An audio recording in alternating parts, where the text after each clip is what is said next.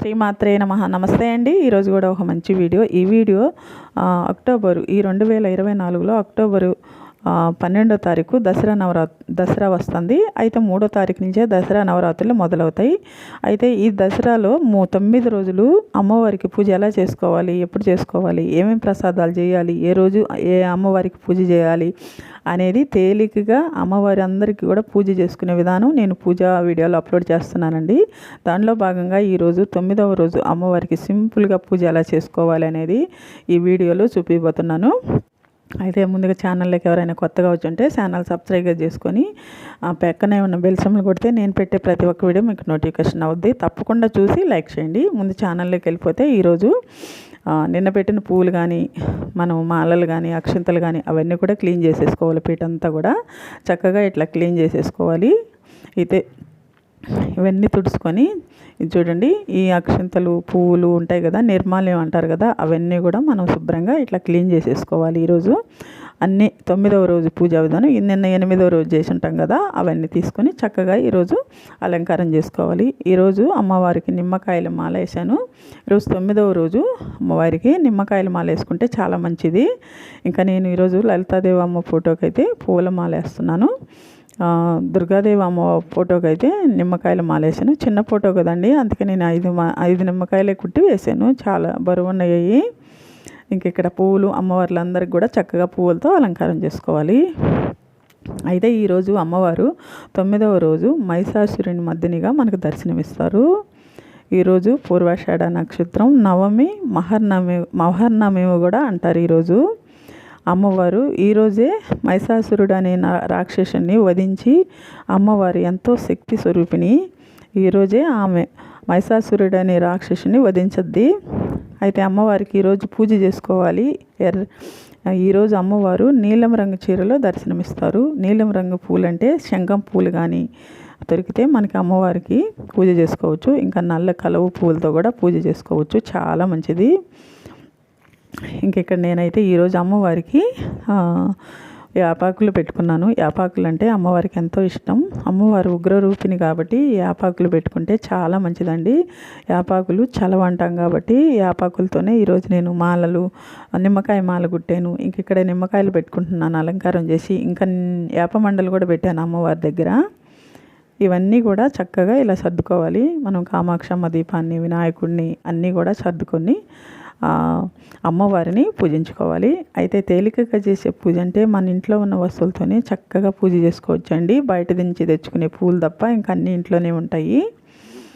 తేలికగా చేసుకొని అమ్మవారి అనుగ్రహానికి పాత్రలు అవ్వాలి.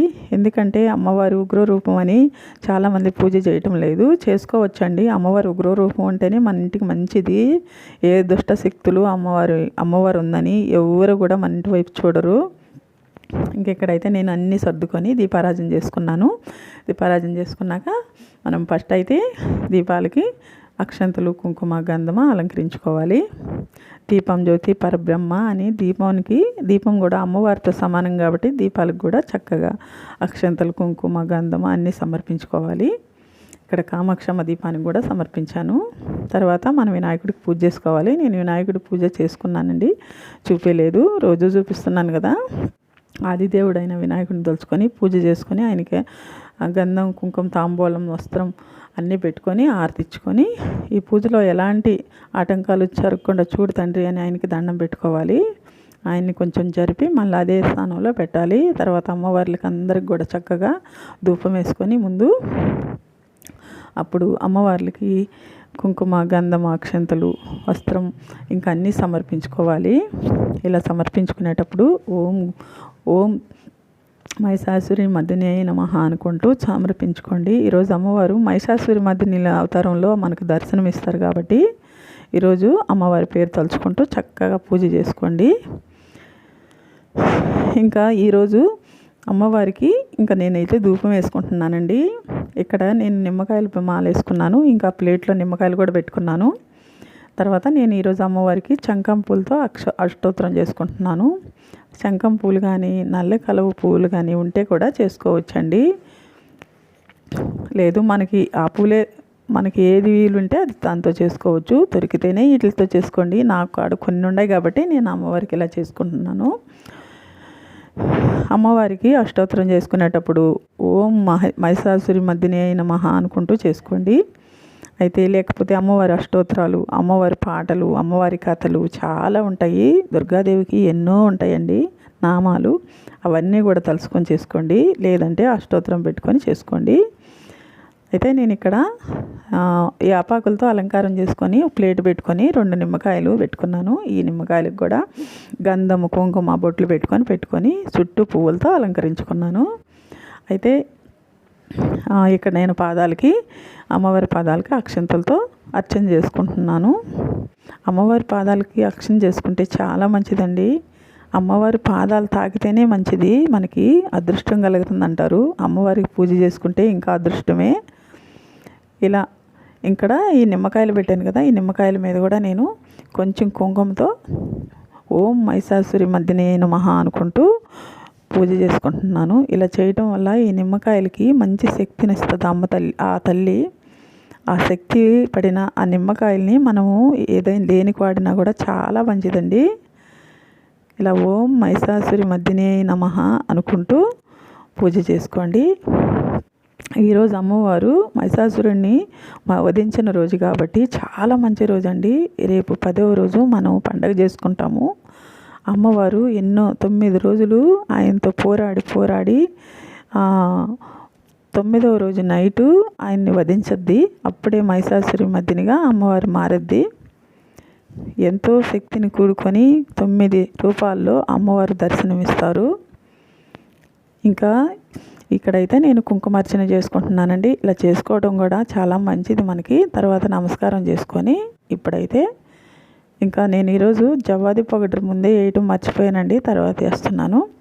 మంచి వాసన వస్తుందండి ఇది వేసుకుంటే. పూజకి మంచి ప్లెజెంట్గా ఉంటుంది మనం చేసుకునేటప్పుడు. ఆ స్మెల్ మనకి అమ్మవారికి కూడా వస్తుంటుంది. తర్వాత నేను తాంబూలం పెట్టాను, అది మిస్ అయ్యింది. ఇంక ఇక్కడైతే నేను ఈరోజు అమ్మవారికి మహిషాసురి మర్దిని అమ్మవారు కదా, ఇంక ఈరోజు చింతపండు పులిహార ప్రసాదంగా పెడుతున్నాను నేను. ఈ చింతపండు పులిహార నివేదన చేస్తే చాలా చాలా మంచిది. తర్వాత నేను ఇక్కడ ఒక ప్లేట్లో యాపాకులు, పువ్వులు వేసుకొని హారతి ఇచ్చుకుంటున్నాను. ఇలా అమ్మవారికి హారతి కూడా ఇలా ఇచ్చుకుంటే చాలా మంచిది. ఇక్కడ గడ్డ కర్పూరం ఉంటే అమ్మవారికి హారతి ఇవ్వండి, చాలా చాలా మంచిది. ఇంకా నేను ఇక్కడ హారతి ఇచ్చుకుంటున్నానండి. హారతి ఇచ్చేటప్పుడు హారతి పాట పాడుకుంటూ ఇవ్వండి. ఒకవేళ మీకు రాకపోతే ఫోన్లో పెట్టుకోండి, చాలా మంచిది అమ్మవారికి ఇలా హారతి ఇస్తే. ఇంకా హారతి తీసుకొని అమ్మవారికి కూడా హారతి చూపించి మీరు కూడా తీసుకోండి. తర్వాత అమ్మవారికి ధూపం కూడా వేసుకోండి. ఇలా ఈ సులువుగా చేసుకునే పూజా విధానం అని చెప్పాను కదండి, చాలా సింపుల్గా చేసుకోవచ్చు. తర్వాత నేను ఈ అక్షంతలు తీసుకొని ఆత్మ ప్రదక్షిణ చేసుకొని అమ్మవారి పాదాల ముందేసి దండం పెట్టుకోండి. అమ్మ 9 రోజుల నుంచి నేను పూజించుకుంటున్నాను. ఈ 9వ రోజు పూజ కూడా మాకు సంతోషంగా జరిగేలా ఆశీర్వదించు తల్లి. రేపు 10వ రోజు కూడా నిన్ను పూజించుకునే అవకాశాన్ని మాకు కల్పించు తల్లి. మా కష్టాలు, మా నష్టాలు, మాకు చిత్రపీడలు ఇలాంటివి ఏమన్నా నీ దయ వల్ల అన్నీ పోయేలా ఆశీర్వదించమని అమ్మవారిని కోరుకోండి. ఇక్కడ నేను ధూపం కూడా వేసుకున్నాను. ఈరోజు అమ్మవారు మహిషాసురి మర్దిని కదండి, ధూపం వేసుకుంటే చాలా మంచిది. ఇదేనండి ఈరోజు వీడియో.